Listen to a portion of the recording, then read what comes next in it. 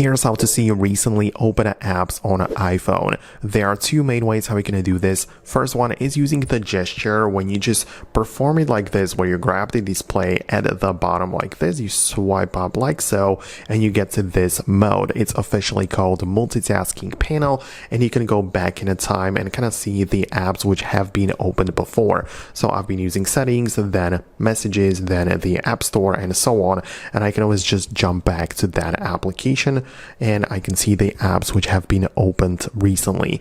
But the second approach is giving you much more data. So you need to go to the settings app and find the screen time section from the list of options.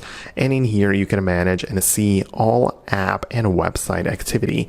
And in here, you can switch to the today mode and we'll be able to see exactly how many notifications I got, how many pickups I had, how many times I unlocked the phone, and the apps I used today, or for example, yesterday even, right? You can see all of the apps which have been used on this phone. So that's very useful. That's like a much more comprehensive approach if you want to manage the exact time and, all of the apps and how much time was spent in those apps. So definitely subscribe for more tutorials and videos like this one on Foxtecc, and I'll see you later.